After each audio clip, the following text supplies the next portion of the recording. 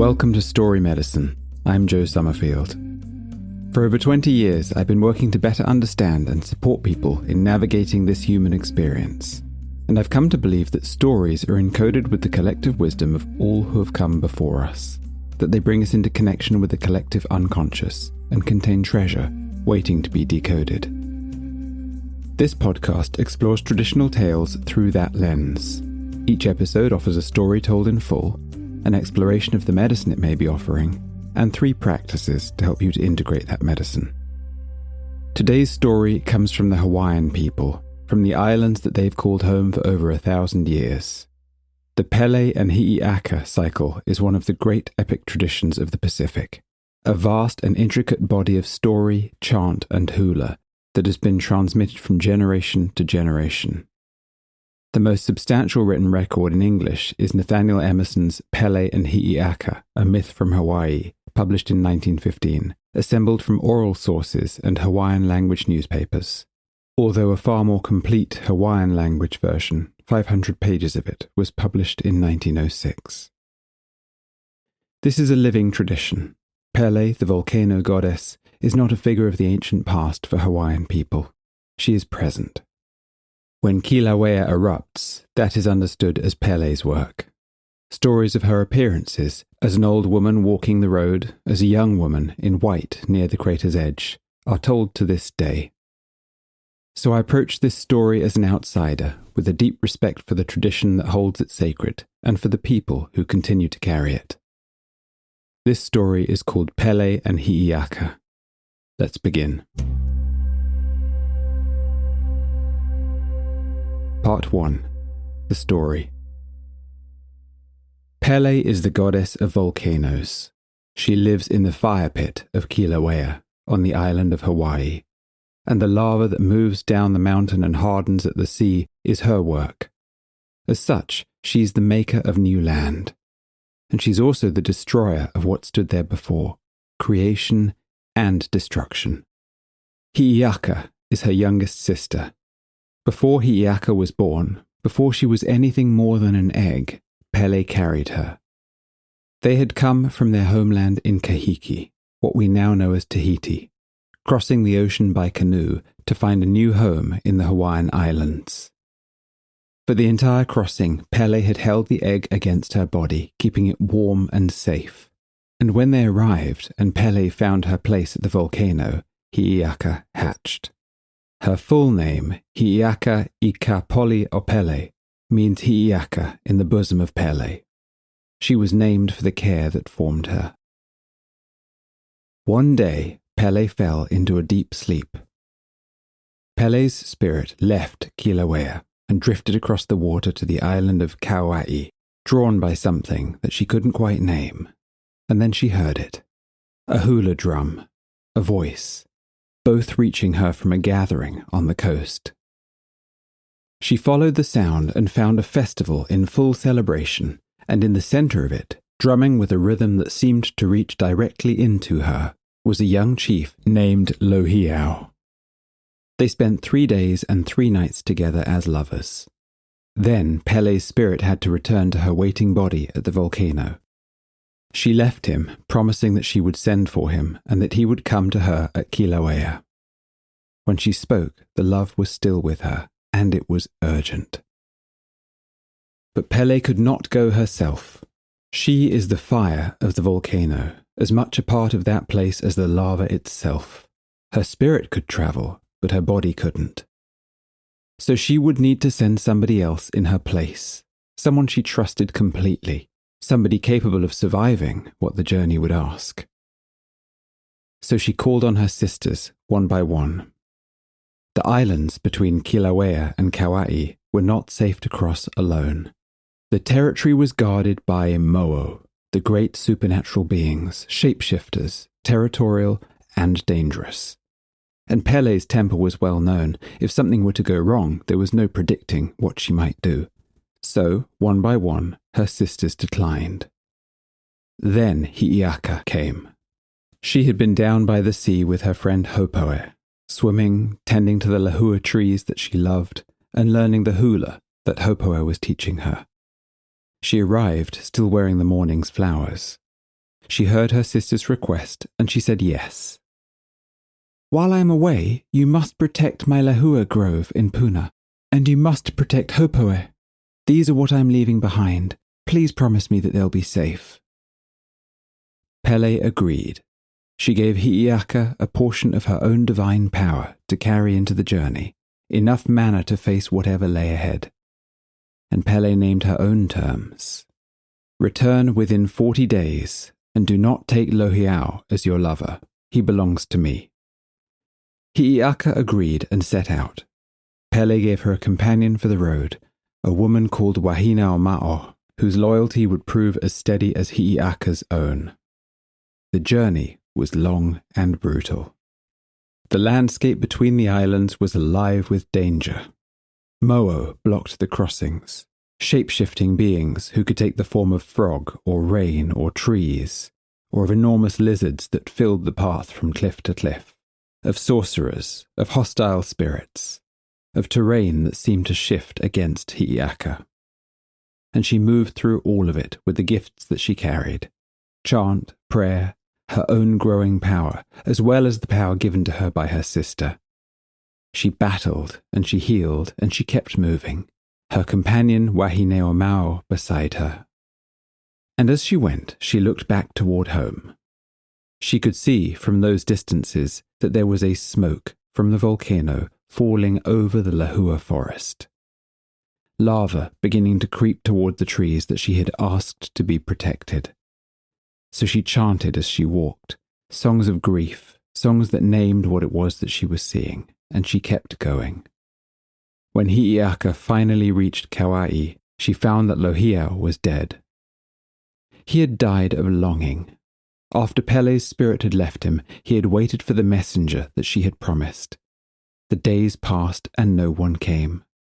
Some versions of this story say that his spirit was stolen by 2 Mo'o sisters who came to him in the form of beautiful women, and others say that the waiting broke him. Either way, his body lay in a cave, his spirit somewhere between the living and the dead. So Hi'iaka went after it. She gathered ferns and flowers and flowing water and rain, and she washed the body, and then she prayed. The ritual of restoration required absolute, unbroken concentration. A single lapse could end it. For days, Hi'iaka chanted without ceasing. One lapse in focus and the spirit could not return. Her companion Wahine o Mao kept watch outside, and eventually warmth returned and Lohiau opened his eyes. But by this time, the 40 days were gone. The 3 of them began their journey back. As they travelled, something began to shift. Over those weeks of travel, a love grew between them that neither of them had sought. Hi'iaka held to the terms that she had agreed with her sister, but she could not prevent what was forming, and she could not prevent what he felt. As they neared Kilauea, Hi'iaka saw that the Lehua forest was gone.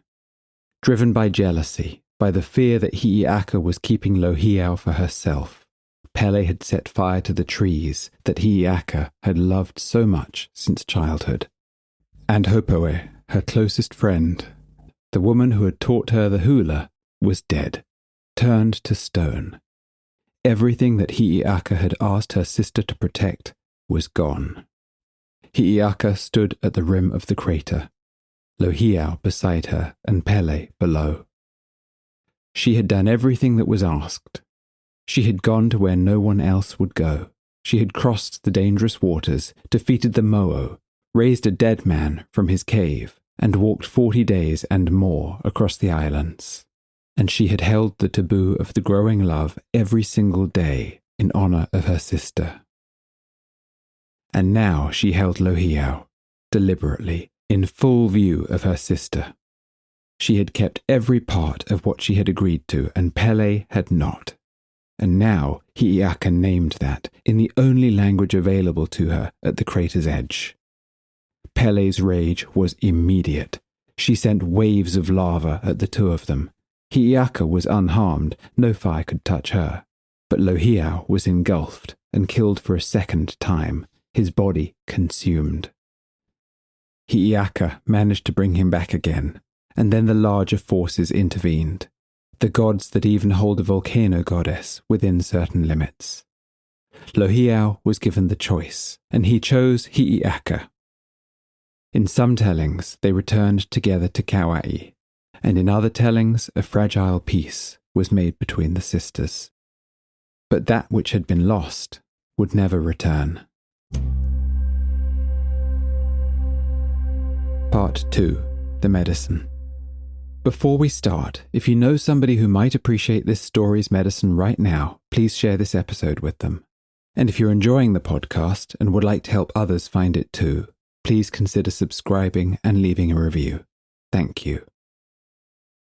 This tale begins with a dream.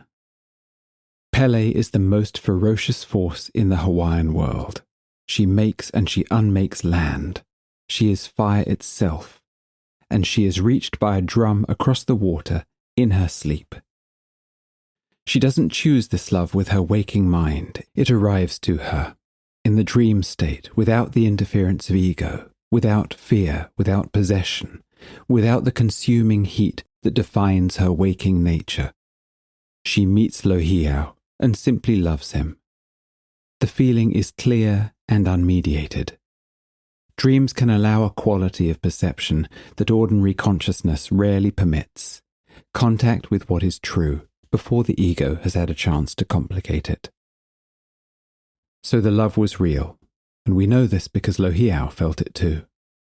But then Pele woke, and the love which had been pure in the dream had to survive being brought into the material world, into time, distance, waiting, uncertainty, insecurity, and of course into Pele's own nature, which cannot modulate its heat. The dream gave her clarity about what she wanted, and the waking world gave her no way to hold it gently. This is a pattern that many of us will recognize in our own lives. We touch something true within ourselves, in a moment of openness, or inspiration, or grace, or genuine contact with another person. And then we carry that truth into everyday life where the ego reasserts itself, and what was in some moments clear to us becomes complicated and challenging. Pele's intention is to bring the love into the material world, but she can't go herself. She is the goddess of volcanoes, and she is bound to Kilauea. The lava, the eruption, the fire in the earth's interior, this is what she is. And in some sense, this is her tragedy.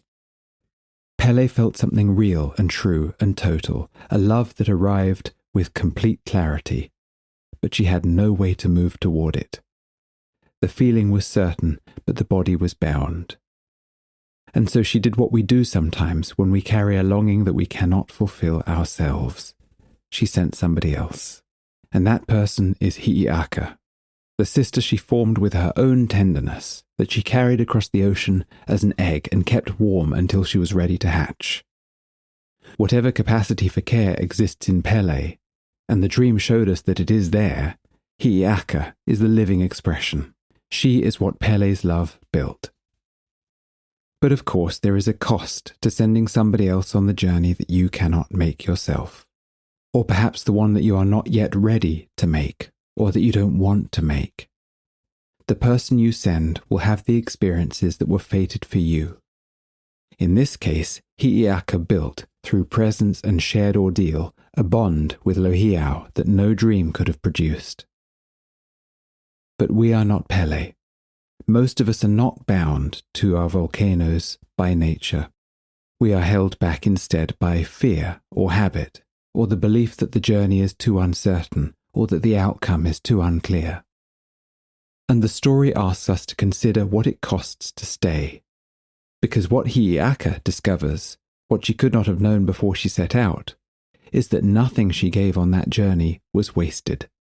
The battles, the grief, the weeks of difficult terrain, the days of prayer over a dead man's body, none of it in the end returned to her as she expected, but all of it made her more fully herself. The bond that she built with Lohiau, the power that she discovered in her own gifts, the clarity that she found about who she was when everything she loved was taken.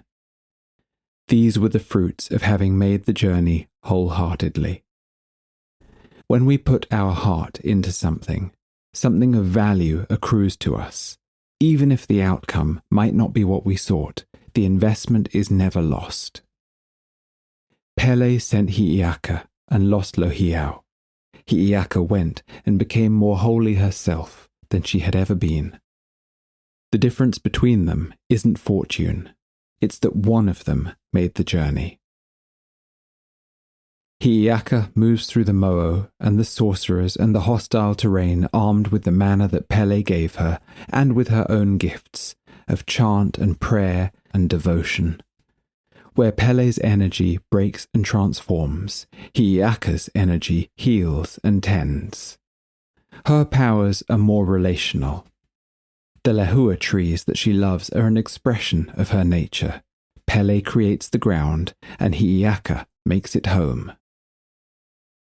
These two sisters are complementary forces that the Hawaiian world needs both of. The lava makes new earth. The forest and the rain and the healing power make it habitable. And what the story invites us to notice is that these same forces exist within us. The part that burns through what is no longer working and breaks open new territory. And also the part that tends to what is already there, that keeps faith, and that does the slow work of growth. When Hi'iaka sees what is happening to the forest that she was promised would be safe, she chants. She puts what she's seeing and feeling into the form of song. This is what the patron of hula does. She makes form from experience. She doesn't harden against what's painful, she sings it, and she keeps moving.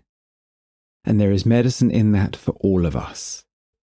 Most of us, when we're losing something that we love and we can't stop it, do one of two things. We go numb or we rage. Instead, Hi'iaka gives it form.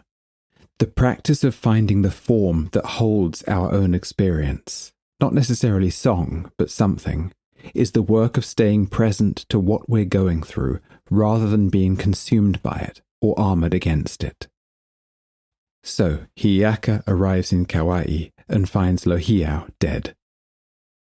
What killed Lohiau was the gap between the real experience in the dream and the material conditions that might have sustained it.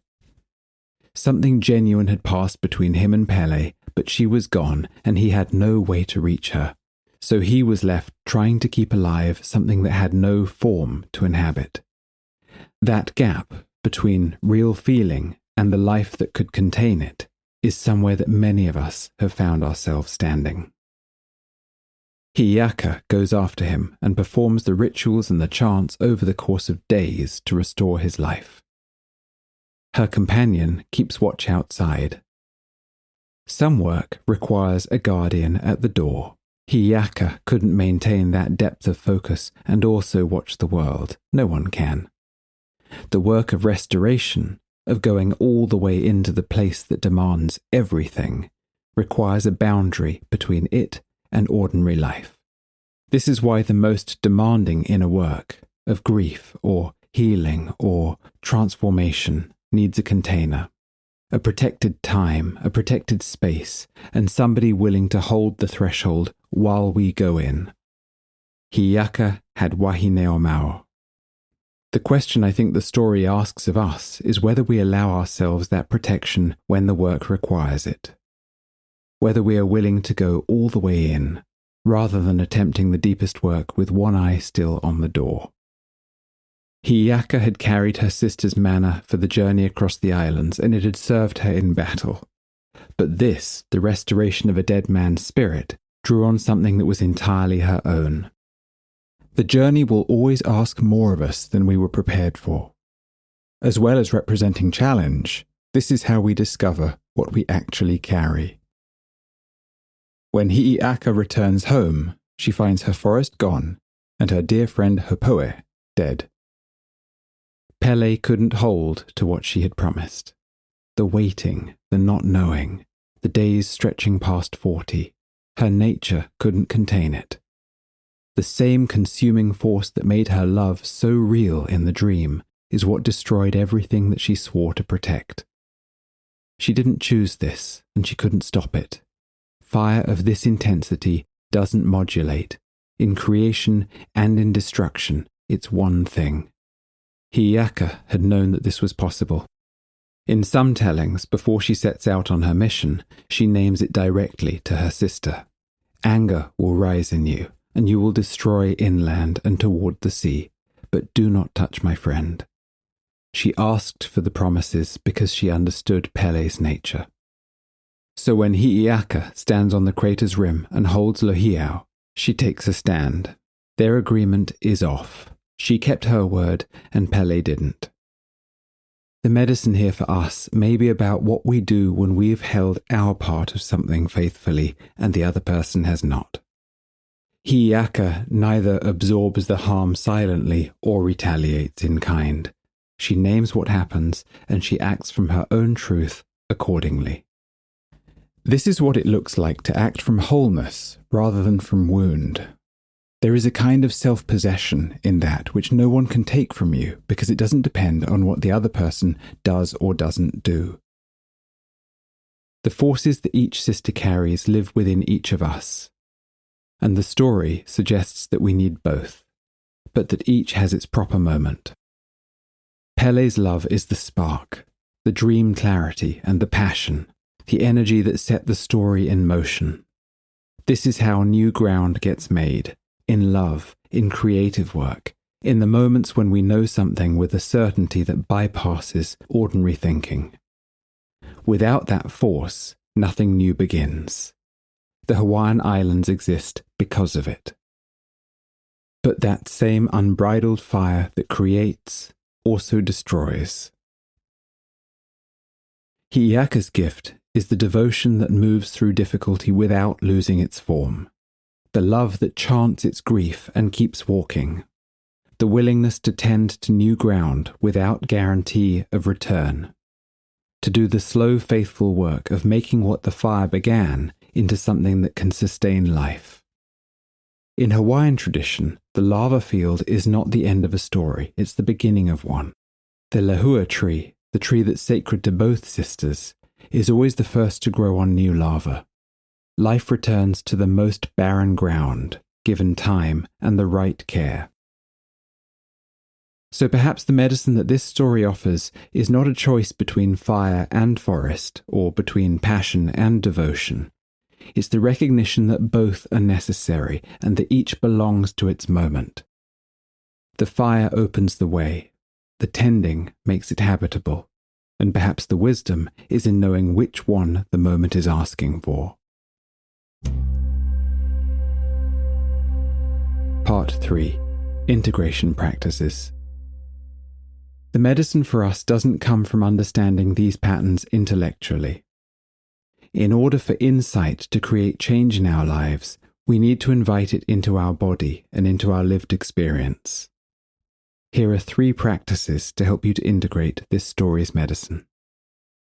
First practice, the form you give it. A part of Hi'iaka's medicine is her chanting. She doesn't harden against what's painful, she gives it form and keeps moving. This practice asks you to do the same. Think of something that you've lost, or that you may be losing, that you haven't yet given form to. Perhaps you've been numbing around it, or avoiding, or denying, or bargaining, or raging at it. Take 20 minutes this week to hold it and to find form for it. Write it, or draw it, or sing it, or dance it, or speak it aloud to a pillow. Walk with it and let the body say what the mind hasn't. The form doesn't need to be beautiful or finished. Take this opportunity to get your head out of the way. It just needs to be honest. The medicine is not in the product, it's in the act of staying present to what you're carrying, rather than being consumed by it or armored against it. Second practice, the journey you haven't made. This story invites us to consider what it costs to stay. Think of a longing in your life, something that in moments you feel with clarity, but you haven't yet moved toward. A relationship, a change, a piece of work, a conversation. Perhaps you've been second-guessing yourself, or waiting for circumstances to make it easier. Perhaps you found reasons to delay. Remember the difference in the story between the purity of the dream and the complications of the ego. Take 15 minutes with your journal and write honestly about what's keeping you at the volcano. Is it fear? Is it habit? Is it the belief that the outcome is too uncertain? Name it specifically. Then write one small thing, one concrete step that would be the beginning of making the journey yourself. Not necessarily the whole journey, just the first step. Doing anything is better than nothing. Hi'iaka didn't cross all of the islands on the first day. She set out. Third practice, the fire that creates and destroys. Pele's fire is what made the islands. The dream clarity, the total conviction, the love that crosses the water in the night, that's fire. Without it, nothing new gets made. But the same fire that opened new ground raged with impatience and jealousy and burnt what it promised to protect. Take 20 minutes with your journal and think of an area in your life where you carry that fire, a love, a creative drive, an ambition, a passion, something that arrived with clarity and felt true. Write about what that energy feels like in your body when it's alive. Where do you feel it? How would you characterize it? How strong is it? And what does it do to you? Don't analyze it, just describe it. Give it its full weight and beauty before you go any further. Then take an honest look at where that same energy has become consuming. Where has the fire that created something also threatened to burn it? Where has the intensity that opened the door made it difficult for anything to grow in the room? Where have the people or the things that you love the most felt the heat of it in ways that you didn't intend? This practice isn't about extinguishing your fire, it's about knowing the nature of what you carry, honoring its creative power, but also recognizing its shadow side, rage or jealousy or impatience, and recognizing when they may begin to burn the thing that matters to you.